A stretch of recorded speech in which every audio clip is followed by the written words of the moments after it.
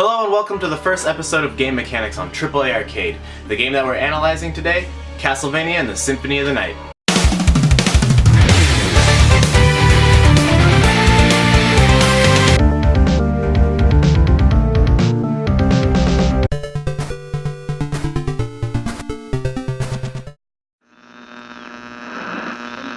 Video games have come a long way in the last 25 years, before graphics could be classified as brilliant. I mean, that could be anything. During this time you had to use your imagination and games were judged strictly on mechanics. Castlevania is a long-running franchise dating back to those glorious, glorious days. Unforgiving, difficult, and required a near esoteric knowledge in order to complete the game.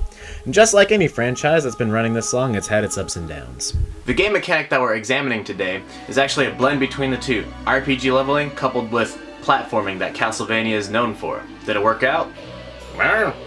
The Sword of Mana series, the Diablo series, and even Kingdom Hearts all share this idea of action RPG.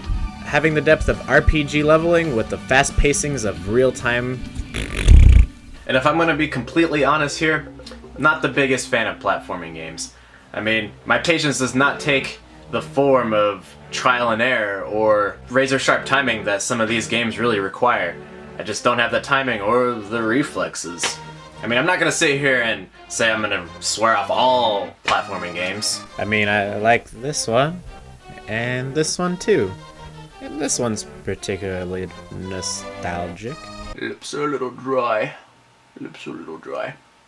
However, RPGs is a completely different story. This is where I really feel at home. The experiences I felt with the Final Fantasy series, Chrono Trigger, and Skies of Arcadia, I have yet to forget. This particular Castlevania was the first game in a long time to actually hold my attention to the point where I had to finish it. Which is really rare for me because even games like Skyrim that are super detailed and you're supposed to get lost in its world for hours, I can actually only play for about an hour and a half before I get antsy and have to play a different game or do something else altogether. So what was it? What was it about this specific Castlevania that kept me playing till it was done?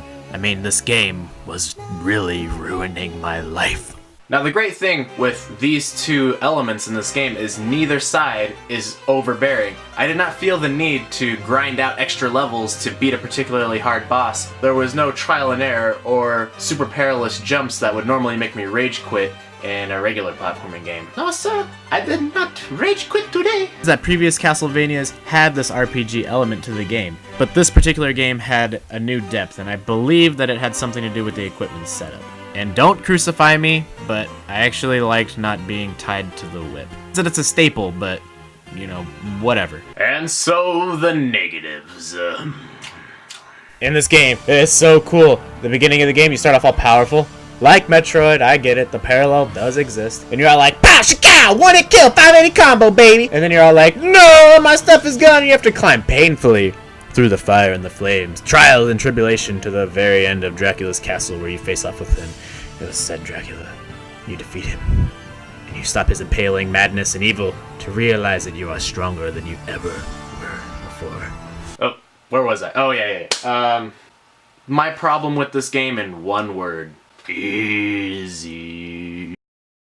Once I beat Alucard's doppelganger, I breezed past the rest of the game with very little difficulty, and maybe this was done on purpose. Whether it was to keep the game's pace on track, or maybe this game was made strictly for the sake of having fun, I think it achieved its goals in some ways.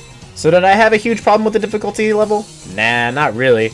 I mean, it would have been nice to be able to set the difficulty level. Despite this debatable strike against it, I still enjoyed this game very much. That art style! That musical choice! The blend of genres! Even the main character grew on me, with those awesome and stoic Michael Jackson stances, flowy hair, bad voice acting. I will not. I loved it. So the final question remains, did the blending of these two genres in Castlevania Symphony of the Night add a whole new depth that pushed this whole franchise in a different direction, or did it end up watering the whole game down and making it too easy? You decide. Let me know in the comments, and I'll see you next time on Game Mechanics.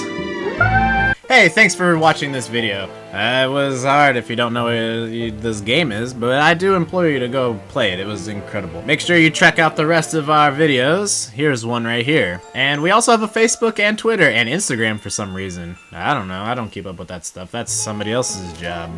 And check out these channels too. They're all very lovely and should take up the majority of your day. Once again, I will say thank you for watching, and have a nice, lovely evening, day, morning, breakfast.